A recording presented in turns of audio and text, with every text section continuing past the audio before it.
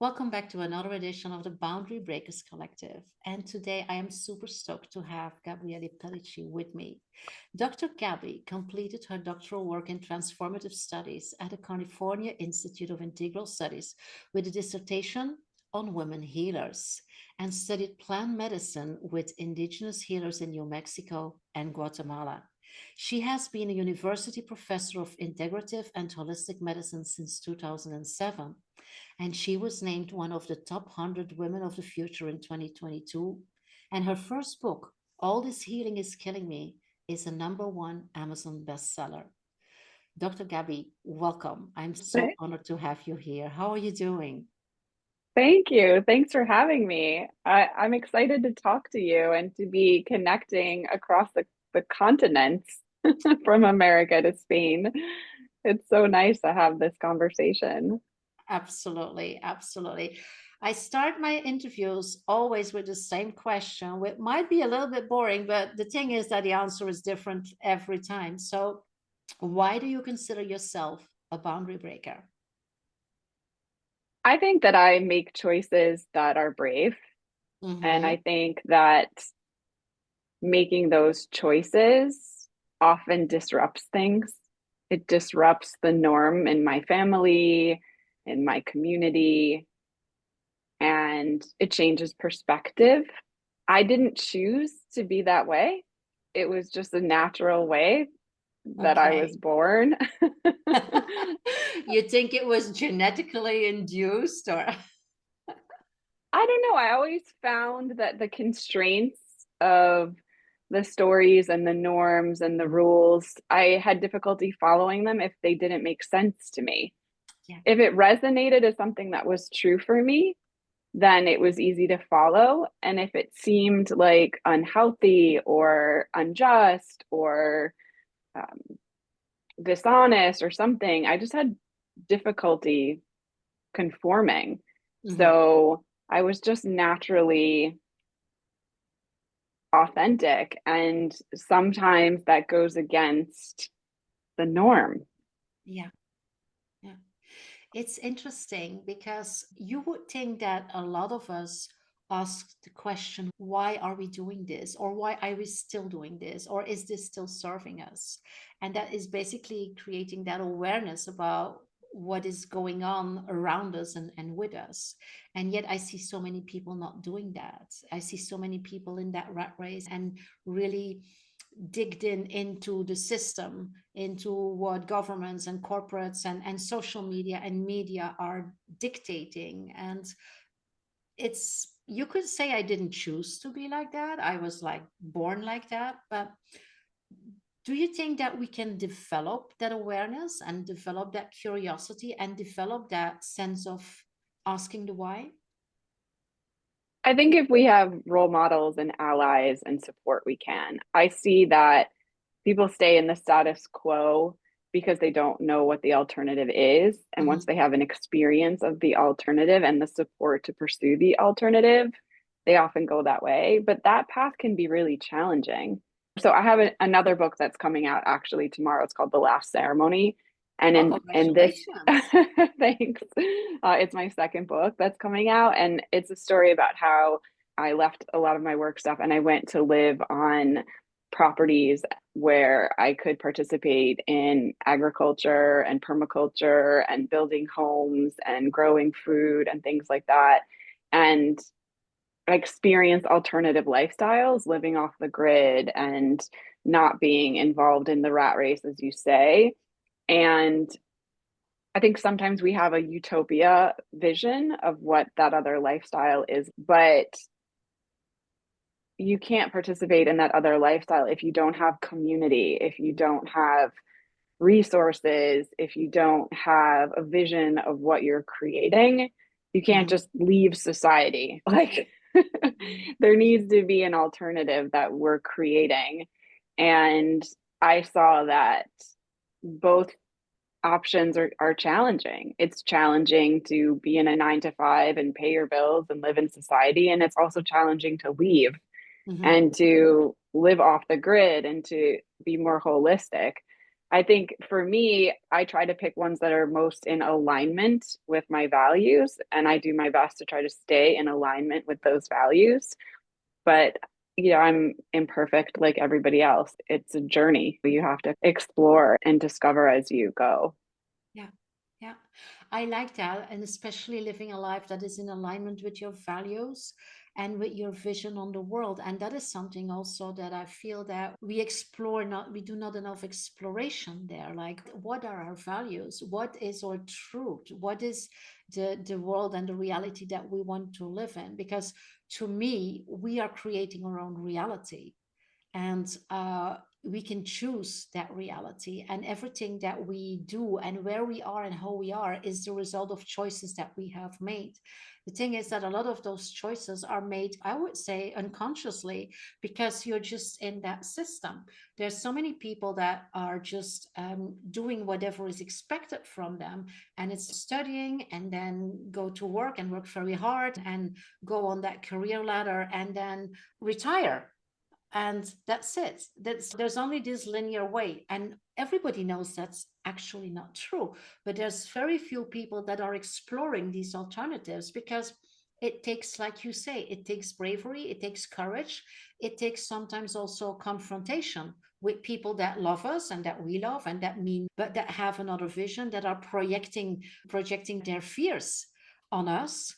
And so a lot of us choose for this standard life, and then one moment in time feel depleted or not fulfilled, and say, okay, what is this? And there's this quote: it is better at the end of your life, here on earth in this vessel, it is better to say, I am very happy with everything that I did, than to have to say, I regret all the things I didn't do. Yeah. And yet I think a lot of us speak that last sentence, right? Yeah. Yeah. So, for people that are listening or watching here, what would be like something that they could start doing or considering in order to break a little bit free from these boundaries? Yeah, so I practice writing as my practice. I mean, I do the yoga and the meditation and all the holistic things. I'm trained as a holistic health professor. I did my dissertation research about women healers, been teaching that for many years, but currently my main practice is writing and supporting other people with their writing. And what I discovered in my books, I wrote two memoirs in the last 2 years. So I wrote 500 pages about my life. And when I did that, Wow. I I'll make sure discovered that the link to that is here also in the show notes for people that want to find out more, because in like our 40 minutes, we can possibly cover I everything. know. It's I know. available. That's a very good thing. Yeah. What I discovered was I saw the patterns of my own choices that you Mhm. mentioned. I saw what I was creating in my own life. And I saw the opportunities and the places where I could forgive, where I could do things differently, where I could write a new story. And so I take other people through that practice as well. And what I see is if you're just even spending a little bit of time, it creates that opening that you're describing, a little bit of reflection, a little bit of self-awareness, right? And when you start to open just a little, you start to see new possibilities that you didn't see before. So that's the main practice that I use for my own life and for my clients that I work with. I think that there's many practices and different things that you can do to create that opening, but that's the one that I use. Yeah, beautiful. And when you say creating or writing new stories, do you mean rewriting the old stories, the versions that you have in your head or in your heart? Or do you mean writing stories about your future, about what you want to manifest? Or both? Both, yeah. So, what happens when you write your story down and you see the version that you carry in your head? You have a moment of confrontation where you recognize that some of the stories that you're carrying in your head are not so true. Yeah. Because it's easy until you look it down and you witness and you have other people witnessing it, it's easy to ignore or to blame. Oh, it's everyone else's fault and I'm the victim. You can do a lot of things if it's just in your own mind. But when you put it down and you have that witnessing, you're like, oh, these are the places where I disappointed, or these are the places where I failed. And that's an important part of the recognition of Mhm. what's available to you going forward. Because if you don't acknowledge in your own story what's actually true, without that radical honesty, it's very difficult to then create something new for yourself going forward. What happened for me after I wrote all of this was that life changed on its own. I didn't even really need to practice the manifestation and the visualization and make the vision. I didn't really even need to do any of those things because the writing was transformative. And as I transformed, I was showing up differently. And as I was showing up differently, everything around me started changing, Yeah. and I didn't have to create the change. I was the change, and then life responded to me on the other side. That's beautiful. I love that. It's a practice that I also do, and I also do it with my clients. It's like rewriting these old stories in order to make Mm. them like more neutral, more balanced versions of a reality. And it is also about responsibility, because of a lot of us see ourselves as victims of situations where we, you could say as such, you are sometimes a victim, and there are a lot of people, especially women, that have trauma, but we are not our trauma. And it doesn't mean that we cannot step out of that and change or look at it. And a lot of us also consider that if we are a victim or if we have failed in something, that it's like we are the failure. It's like they impersonal the event that didn't work or the relationship that didn't work. And if you can step away from that and understand that you are not the failure, and you are not the victim, and you are not what you think, and you are not what you feel, but you are basically a human being that has a lot of capacity and potential, then you are like liberating yourself from a lot of weight, and you have a lot more possibilities and options to, like you say, to create your next step and to recreate your complete story. I think that's a very powerful thing to do. Yeah, absolutely. Yeah, I agree with you. Yeah, beautiful. But so this, the power of storytelling is also being vulnerable, right? And that's also something that we are a bit reluctant to do. Especially, I work a lot with women professionals, executives, and entrepreneurs, high achievers. So being vulnerable and talking about what doesn't work, talking about what makes you feel uncomfortable, talking about the not knowing, talking about paradoxes that you try to embrace, but that's so difficult. It is a vulnerability that very few people want to show. So how was it for you to do that? Terrible. It was terrible. It was Terrible. awful. Tell me It was more. awful. Yeah, it was terrible. I said in one podcast interview last year that I put everything in my first book that I didn't want you to know about me. I put Oh, everything in there that I didn't want you to know about me. And what I experienced on the other side of that was a liberation. It was like we spend so much energy with our mask on and presenting a version of ourselves to the world that's not 100% true. And that takes a lot of work. It takes a yeah. lot of work to be smiling all the time and to be perfect and to be like that all the time. And so when I put all the things in the book, two things happen. One, I like set myself free because these are all the mistakes I made. This is all the stuff you don't know about me. And the second It's in thing the that open. I don't have happened, to hide it yeah, anymore. yeah. The second thing that happened is that the response, there was so much love and so much validation and so much appreciation, just a flood of gratitude. Mm, Like women telling me, I've listened to your book 10 times. Like it's healing me just to listen to you, right? There was such a flood of gratitude that it made the whole thing worthwhile. And then it also became a catalyst for helping other people to do the same, but it was terrible. The whole thing was terrible. Writing it all down, being witnessed in it, owning it, accepting it, and then finding serenity that doesn't happen in one day or even 1 month. That takes time. It's mm, worth it because you're a different person on the other side, and all of the things that you're looking for, the sense of wholeness, the sense of serenity, being really comfortable in your own skin, liking yourself, all of that is available to you, but you have to take the journey.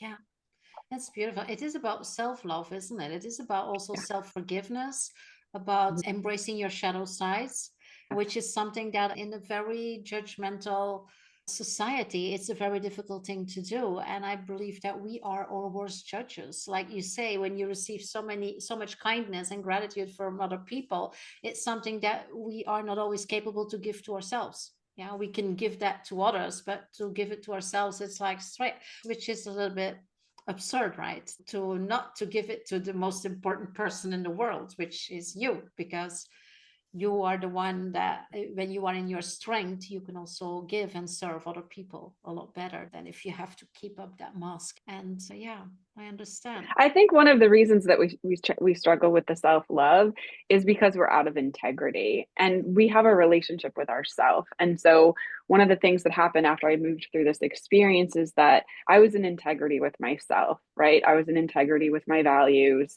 I was being my most honest, authentic version of me. And once I did that, it was easier to appreciate and love myself because I was in good, right relationship with myself. Before that, I wasn't really in right relationship with myself. I was very unconscious, putting myself in the same terrible situations over and over again. And it was like, you're not going to love that person that is setting you up for all these. It's very difficult if you're not in right relationship with self to practice self-love because it doesn't feel real. It feels like you're forcing yourself to like yourself as opposed to restoring that relationship. And then it feels easy to have self appreciation. It's easy now. Now it's not like I have to look in the mirror and say, I love you, Gabrielle. I don't have to create some kind of ritual because it's just a natural experience. Yeah. Where do you think it comes from that it is so difficult to love and accept ourselves? Where did I that think it comes in that separation. I think we came out appreciating and loving ourselves and everything around us. And then I think we're conditioned to adapt to social norms, which I think in a lot of ways is appropriate. I don't think that all social norms need to be abandoned, but we are conditioned to conform to social norms and to please our parents and to please our teachers and our partners. And we start to create that separation. And in that separation, we get a disconnect from ourselves because we're no longer just acting on our own impulses, our own intuition, our own desires. We're now trying to please other people and we're now trying to achieve other things. And I think it's that separation. And so I think it's about coming back to self and coming back. I think you can have a relationship to self that is solid and healthy, and you can still exist in the world serving others and accomplishing your dreams. And is there going to be some difficult conversations with the people around you? Yeah, maybe. But I also think that if you develop that resilience, that those conversations, you can hold them in compassion. You can hear the other person's perspective. You can practice empathy. I think there's ways to navigate this. I don't think we're taught how to do any of these things. I think it's something that you have to seek out and find on your own. Yeah, absolutely. So when we're talking about boundaries, here we're talking about setting boundaries, not breaking Yeah. boundaries, setting them, which is also Yeah. something that I see a lot of women have an issue with setting boundaries. Make sure that they really know what is important and relevant to them, and they have a language around that, and they can express that in a way that is authentic, but also Yeah. firm. Yeah. Yeah. Beautiful, beautiful. I love that story. I believe that, but I still want to go back to when you say it was terrible because that's a feeling, right? It's The name of my first book is All This Healing is Killing Me. That's the name of the first yeah. book, right? Mm, So the journey that I was on was one of knowing that I was having I had a lot of trauma when I was young. I grew up in a home with domestic violence, mental illness, addiction. My mother died when I was young. And so I was carrying a lot of trauma with me. And I went on a journey for 20 years of how to heal the trauma. And I tried every modality and every therapy and every practice. And I traveled to different countries. And I was my whole life just really desperate for healing and seeking out all that healing. And it was exhausting. And I hear that from other women as well, that they're engaged in all these practices and they're like, when is it going to end? When am I going to just feel good? Why do I have to be in self growth and transformation and all of this all of the time? And I don't think you have to be there all of the time. I do think there is a graduation. For me, a lot of that came with plant medicine because the second book is about how I studied with indigenous healers to work with peyote and psilocybin mushrooms and ayahuasca and a lot of the plant medicines. And for me, That's really where I found like the most and the most liberation. And I think everybody can find that healing. I believe it's possible. But for a long time, I didn't believe that it was possible. And I think that's where a lot of the suffering came in. It's because I was seeking and I was trying and I was doing everything and I wasn't getting the results that I wanted. And that's really where it was so challenging because I was like, is this ever going to be better? Am I ever going to just feel content? I want contentment. And that was hard. That was really hard. And writing helped, but it wasn't easy. I like to be honest about this because I think that if people had been more honest with me, I wouldn't have felt like I was doing something wrong. I wouldn't have felt like, oh, it's only me. I'm failing at this. I'm failing at healing. I'm failing at contentment. I feel like in the honesty, it helps other women go, okay, let me take a breath Mhm. and give myself some grace and recognize that it's possible and I just need to take my time and I need to be kind to myself because I talk to so many women who are just so hard on Yeah, themselves. And then when absolutely. they hear how hard it was for me, they're like, it was hard for you? And I was like, yes, it was very hard. And they're like, oh, thank God I'm not the only one who's struggling. And I think we feel relief when we know that other people are also struggling because we don't feel so alone Yeah, in our experience. absolutely. Absolutely. How much of it would you say is a conscious choice The suffering, to step away from the concept of suffering and to step away from the concept that you can, or to just adopt the concept that you can start with processes and journeys where you can make that change? How much of it is I a choice? I think you need to be taught that, right? I think you and I have had the gift and the privilege of finding teachers and finding teachings that teach us that there's a difference between our conscious and our unconscious mind. And I think not everyone has access to those teachings. Someone listening to this podcast now has access to that, right? They have access to the awareness that they have choice, that they have agency, that they can do things differently.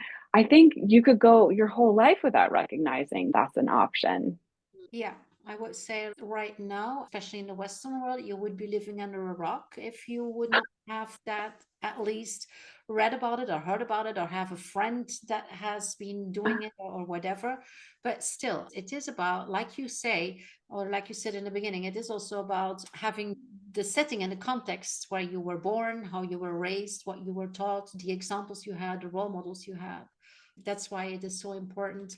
This is also what I say here in these podcasts, in these talk shows, but also in my work, that is that we are all role models. So basically what we are doing and what we are not doing has a tremendous impact on our environment, on our children, on our communities, our teams as professionals. Whatever we are doing, there are people looking at us. And so if we can make these leaps, these jumps, this transformation in a way that it seems at least human, not easy and probably terrible, but that it is possible, and where people can witness the results and the impact and the effect of that transformation.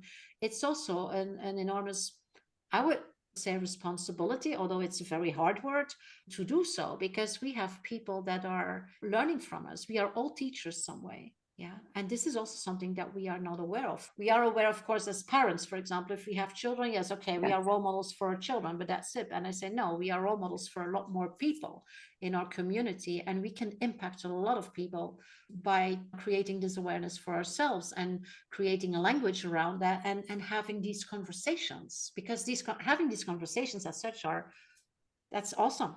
I feel that so Yeah. inspiring and energizing to have this yeah, I see you, and in you I see me. It is Yeah. basically something that we all have. It's our humanity that is coming, and it's such a, we live in such an individualized world and in such a manipulated world in terms of presence, in terms of how we show up, in terms of what we do, what we eat, and things like that, that this authenticity and connection is a struggle for many people. It's like something they're not capable of anymore, because we always have to be on guard of what we say and how we say it, because there's so much appearances that we keep up, that we have to make sure we don't do or say anything that makes that Disrupt. mask a little bit more apparent, right?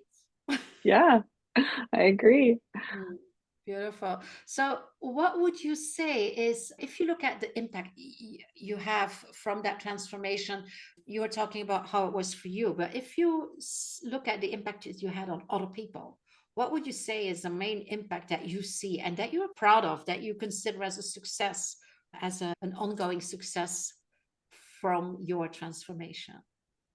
Yeah, I feel really spoiled because I've been doing this work for my whole career.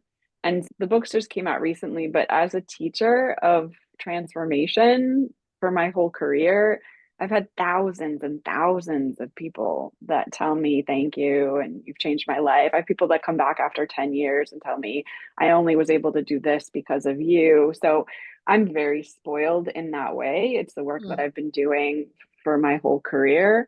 And I agree with you that we have a lot more power than we realize to affect positive change in the people around us and in really surprising ways. I had some of the interactions, I didn't even have any idea that they were impactful. I didn't have any idea that people were looking at me in that way. I'm doing this because I saw you do it, or you inspire me to do something differently. But we are having that impact, good or bad, on people all of the time. If we don't speak up and we just continue to do things in the norm, people observe that. And when we are outspoken and we do things differently, people are observing that as well. I continue all of the time to get positive messages from people. And it's why I do the work that I do. I don't think I could ever do work that wasn't this. I don't think it's possible for me. I think it's just the work I'm meant to be doing, isn't you that know? amazing? I have that same. If you're doing the work that you're meant to be doing, it's just crazy. I'm going to give you some statements in order to just see what your quick vision on that is, and they will be very familiar to you. And I just would love you to give, without thinking too much, just what you think of those statements. Embrace vulnerability as a source of power. Embrace vulnerability as a source of power. Oh, what comes to mind is when I speak my truth, I'm a light to others, is what comes to mind. When I'm deeply honest, I give other people permission to be honest. And that vulnerability is an intimacy. It's a way for people to see into me and for me to see into them, which is what I think true connection is between people. Beautiful. I like that. This one is one that I absolutely love. Redefine success on your own terms. Define success on your own terms. I think this goes back to our conversation about values. I think when you're in alignment with your values and you're in integrity with your values, success that comes from there becomes fulfillment. I think it becomes a less superficial success. It becomes a more fulfilling success because it's really meaningful to you and what you stand for. Mm, beautiful. Your story is a legacy. Hell yeah. Yes. Can I just say yes? I think everyone should write their story. And I think everyone should have at least one person witness their story. I think it's critical for you to have that experience of yourself and for you to say, I was here on the planet. I lived. This is my life. I think your story is critical to that. Yeah, beautiful. Yeah. Breaking silence breaks barriers. Oh, hell yeah. One of the statements that I have in my first book is You're only as sick as your secrets, which I think is saying a similar thing. When the secrets come out, when the light comes into the darkness, is really when we have change, personal change, and collective change. Whoa, you're only as sick as your secrets. Hmm. That's a deep one. I guess we can have a conversation about that for an hour, but we won't go do that. But this is something that that will land with me. Absolutely beautiful. Empowerment through rewriting your narrative. Oh, yeah. We're storied beings. So my dissertation research was a narrative analysis of the life stories of women healers. So I had them tell me their life stories and I looked for themes across their life. And that narrative, we're narrative beings, we're storied beings. So we're always making meaning of everything that happens to us. And that meaning could be the world is safe, the world is unsafe, or everything works out for me or nothing works out for me. That story then becomes a physical reality. And so when we're changing those stories, we're actually changing our whole life. Beautiful, Yeah. beautiful. Gabrielle, I can feel the way you speak and the way you present things. It comes so natural. It's like you breathe these concepts, these learnings. Absolutely. Thank you for sharing them with us here and for giving us the opportunity to really pick this gold and pick your brain. But it's not only your brain. I can feel that this comes from the heart and the soul, that this is something that is very lived intensively. And kudos to you for what you do and how you bring it in a story that is very compelling and inspirational and energizing. Thank you so much. Yeah. Just some last words of wisdom that you want to share with our audience before we close this session or this episode. Yeah, I would say find one person that you can talk to about these things. Find one ally. We're better together. We're stronger together. Go on one retreat. Find one friend. Reach out to somebody. I think we're meant to come more into a collective consciousness and a collective healing going forward. So that would be my last words of wisdom. And those are beautiful words of wisdom. For every conversation I have, I also look for quotes that you have put. And I'm sure that there's like a lot of very interesting and good quotes that I will absolutely also reproduce for everybody so they can just keep them somewhere in a place somewhere that they can watch regularly as little reminders for all this wisdom that you have been bringing here today. Thank you so much, Gabrielle, for being here, for being you, for being this amazing truth teller. And I can't wait to read your book. I will make sure also that all the information, contact information, but also how people can order your two books are here in the show notes below. Everybody that wants to dig deeper, that wants to connect with Gabriella, you will have all the information to do. And so thank you so much for being with us. Hope to see you again next week and take care for now. Thank you again, Gabrielle. You rock. Thank you. Thank you.